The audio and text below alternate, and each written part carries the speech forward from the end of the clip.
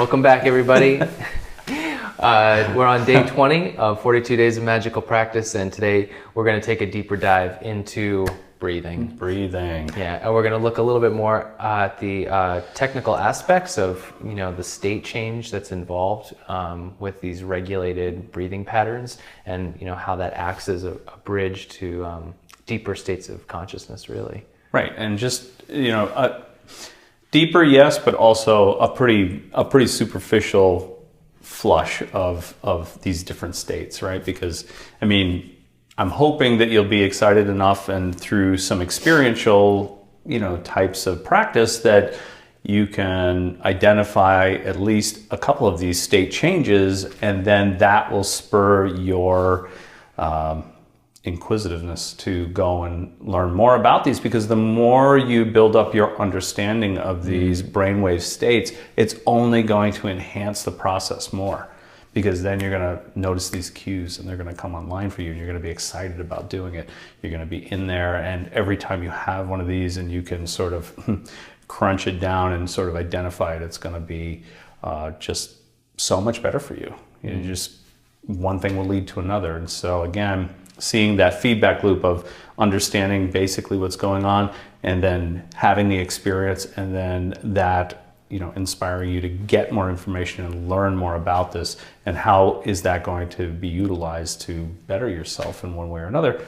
And in that way, promoting better feeling about yourself and utilizing these altered states of consciousness for the goal that you have chosen, it's only going to make it, that more exciting along the path. Because, we have to say, with all of this stuff, as soon as you try to bounce outside the norm of where you have been or where you are, the conscious mind is going to retaliate. The body is going to retaliate by trying to keep you or make you more uncomfortable, to bring you back into the fold, so to speak, so that, all kinds of things, from trying to sit still and having, itches and body aches and all these things, right, to try to bring you back online to the normal that you've had, right? Because the normal is familiar, and that means it's comfortable. And so discomfort is going to be associated with something that's unfamiliar and therefore dangerous. And so, but the only danger really is to your normal state of being, right? From where you are right now. If you weren't already uncomfortable there, you wouldn't be doing this. You'd be okay with it. You'd be okay with where you are and what you're doing. So if that's the case, then there's nothing to go further with. So if you're completely in a state of bliss where you are, or whatever that is, and you have no desires, and you're just sort of in that set point, then everything's good, grand, great for you. So, but for most people, they're looking at these practices as an ability to change their life circumstance in one way, shape, or form, right? So, yeah. But it will test you. Your conscious mind will constantly, bring things in. And in the breathing, again, it'll be, am I more uncomfortable in one level of this box breathing or four-fold breath, right? One area is going to seem more uncomfortable than others. And it's just, all of these things are a way to make you sort of stop what you're doing and sort of get sucked back into the norm. And so my advice to you on that is to just, if you have to stop, and then just continue, go back to it and continue it again. And some people will need, several times to even work up to 5 minutes, right? They may do a minute, and then they get so uncomfortable they have to stop. And that's okay. Then just go back to it again, even within that same time frame. And, you do a minute, give it a 30-second break, go back in and try to get the other 4.5 minutes or whatever on, on what you're doing. And just keep pressing, your will on your conscious mind and your body, especially your body, because it likes that comfortable state. Keep pressing, and slowly but gently bring it back to what you want, what your mind desires, where you want to take your life, and that this practice you want to see if this practice is going to hold something of value for you or not. So what actually happens to us when we're doing the fourfold breath? Yep. So we usually start out, I mean, again, there are some ways to sort of augment this a little bit, but basically, you know, if you're doing it, let's say you're doing it during the day, you've already been awake for a while and things are, you know, happening. You're not just, in other words, you're not just popping out of bed and going right and doing it. I mean, that's a very good way of doing it because you're sort of in that transition stage between alpha and beta, right? You haven't quite engaged your full thinking mind yet. You're just rolling out of sleep, which is more theta. And you're sort of in that sort of zone where you could easily fall off to sleep again or not. But instead you roll out of bed, you go to a chair or whatever. And again, you want to try to use the same place to do it all the time. So and a different position than in bed, right? Because association, you know, your mind makes these associations. So if I go to bed to go to sleep, you're going to fall back asleep if you're going to try to even do this fourfold breath. It's going to be, that association is going to pull you right into that place, right? So try and use a different, you know, a straight back chair. You can use the back if you want, or like a bench. You sit at the edge and keep your back very straight and do the breathing and just start the process. If you do it that way, you're probably going to drop into that alpha state in a nice, easy, more comfortable way. And maybe you could just take us through that really quickly. Sure. An overview of those states that you mentioned. Sure. So beta is where we normally think and act in the day, you know, and there are ranges of each of these, right? So there's high beta and mid beta and low beta.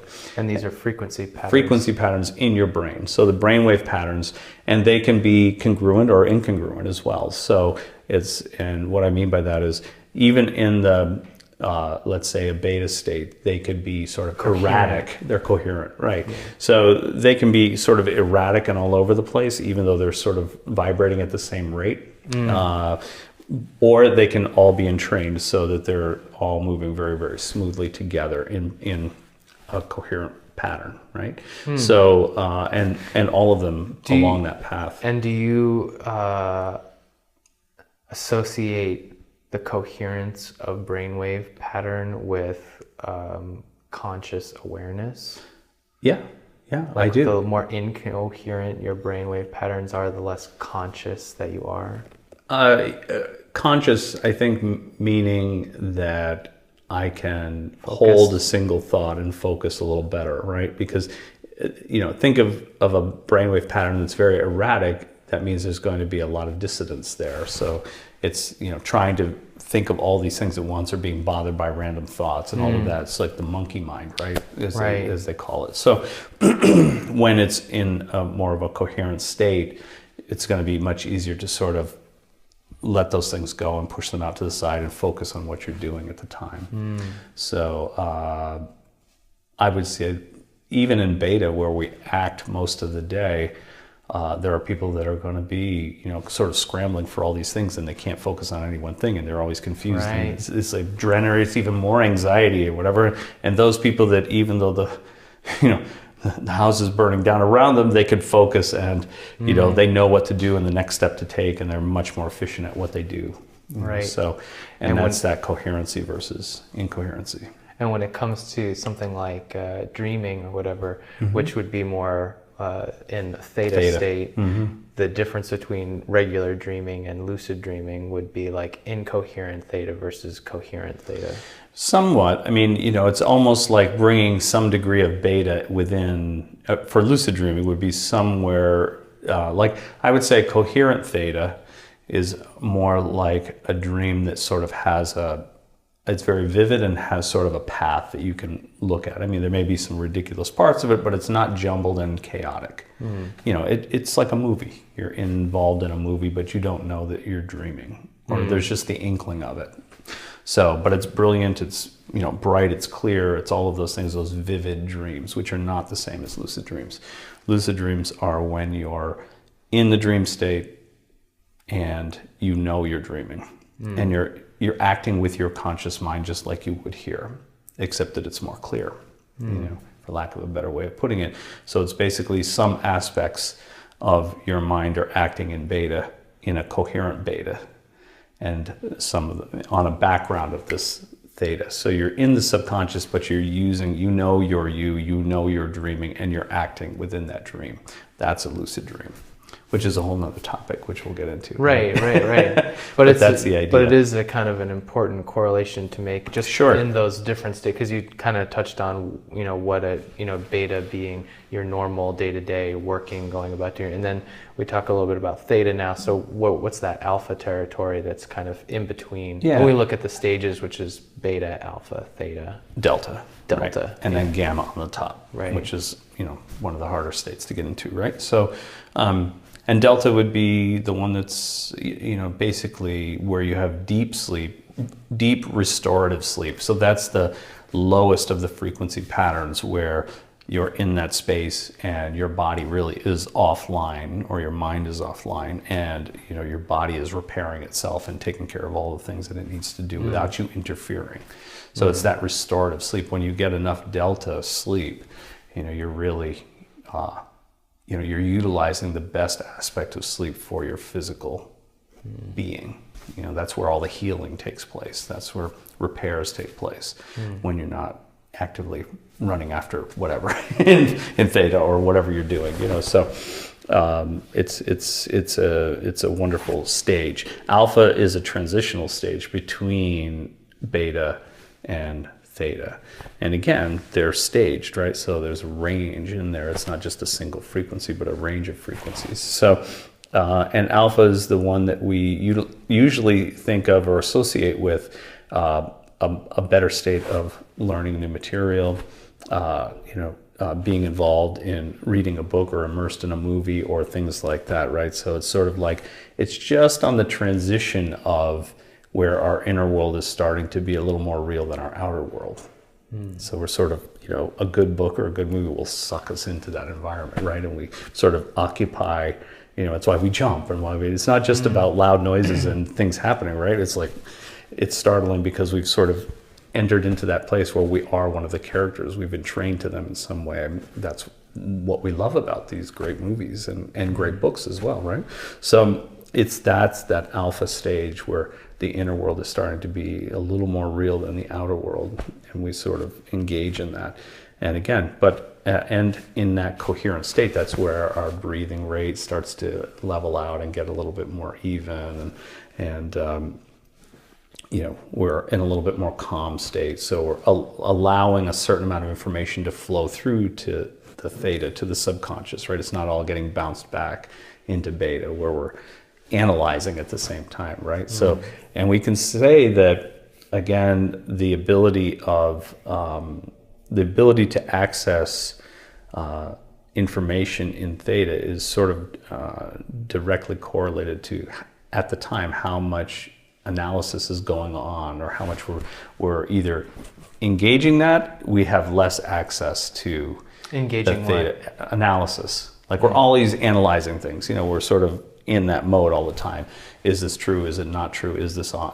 What about this? What about this? What should I do with this? Or I have preconceived ideas, and I'm learning something new, and I'm always debating within myself. That's not what I learned, or what. And so that analysis part that's constantly playing out, it's just another distraction. And so, and a lot of times that's the thing that we in this culture value very highly, is somebody's capacity to analyze and think through something accurately, or and it is valuable to a certain degree. Obviously it is. But the problem is that we're on it all the time. We're stuck in it, right? And so that's definitely more of a beta type of scenario, where we analyze in beta. We're running a ton of stuff fast, and sort of finding the points that we are good with or are congruent with, and the parts that we're not congruent with, and making a list, basically.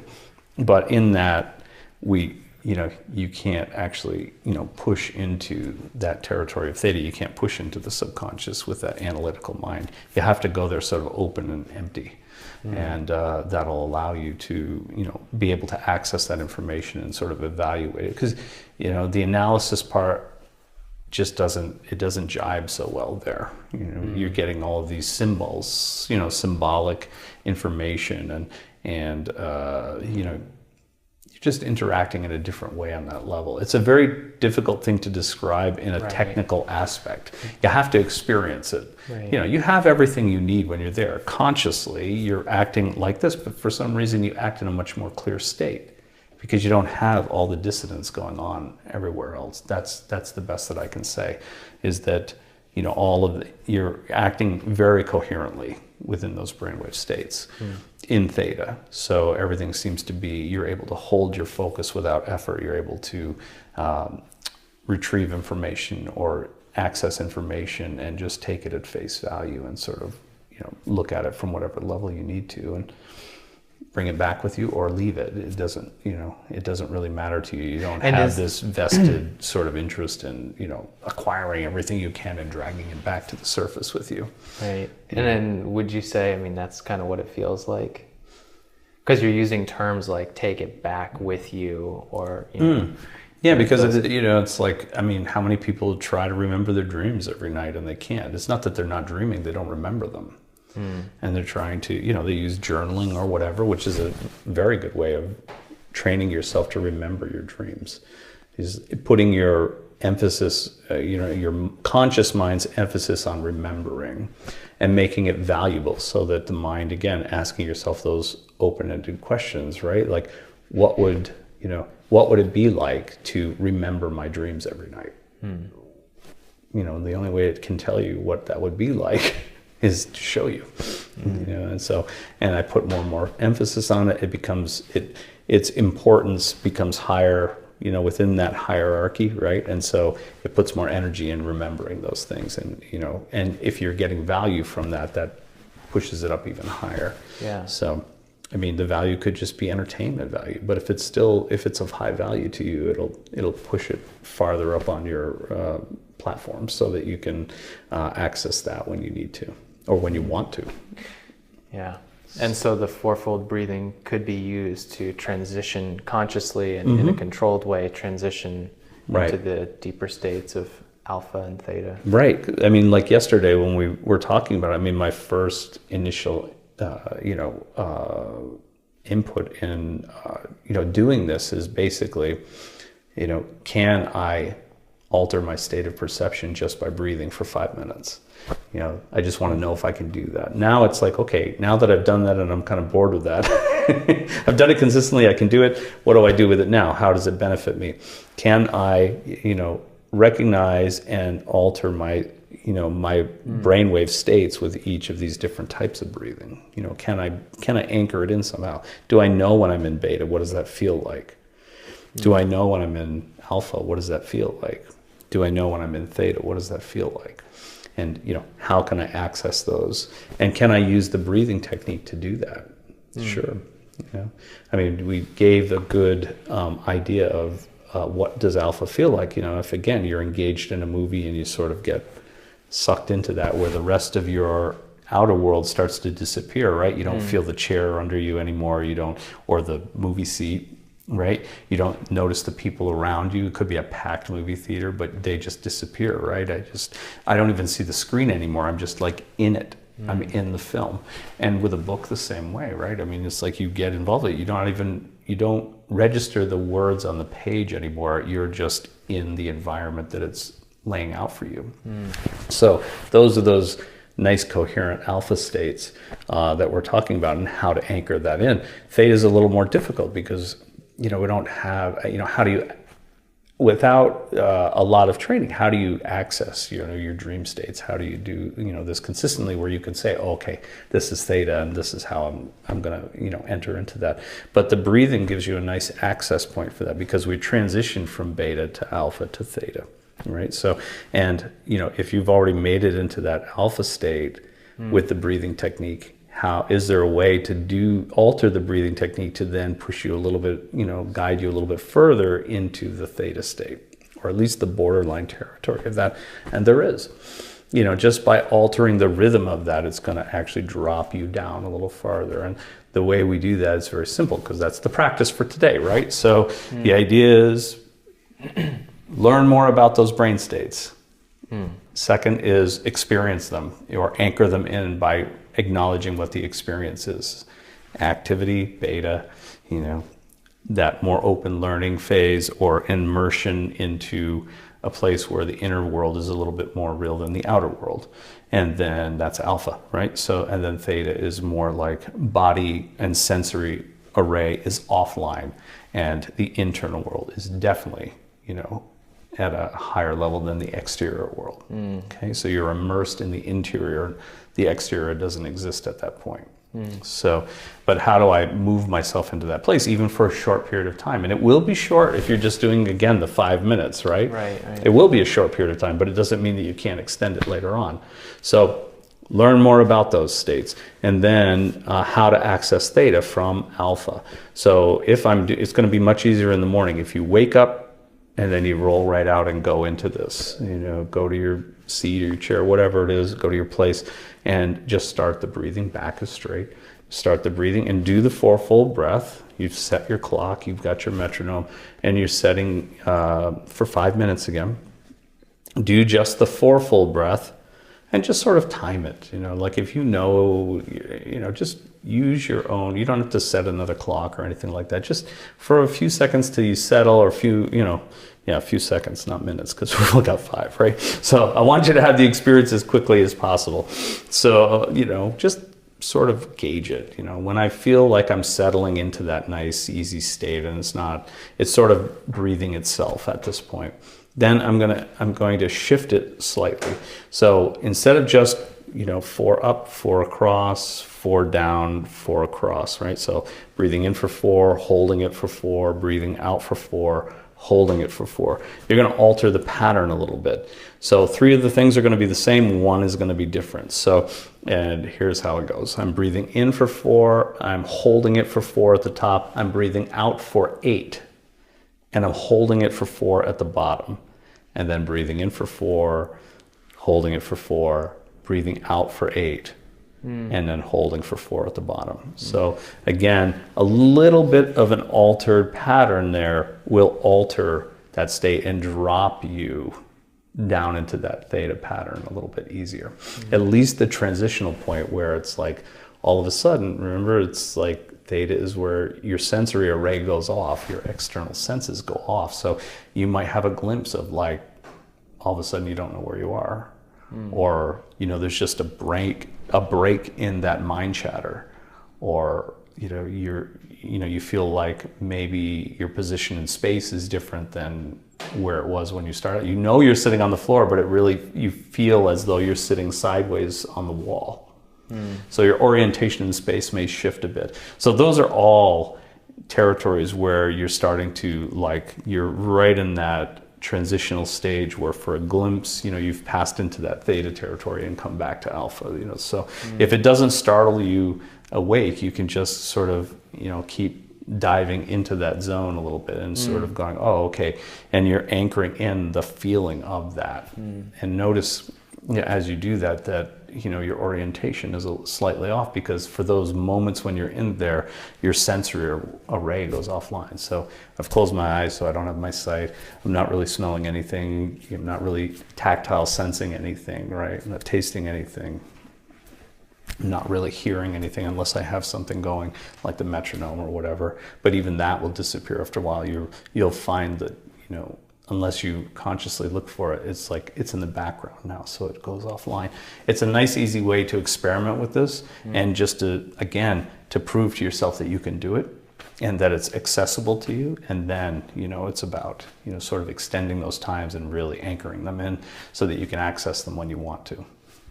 Yeah, that's the task for the day.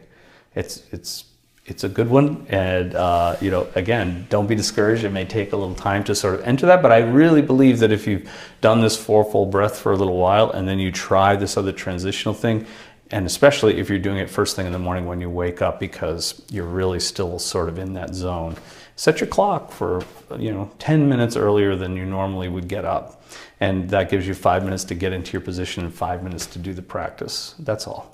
And someplace where you're not going to be disturbed, and just sort of, take your time and get into it. And you'll see it goes by very quickly. So, and that's another, when you start losing track of time, it's another one of those aspects of right between alpha and theta.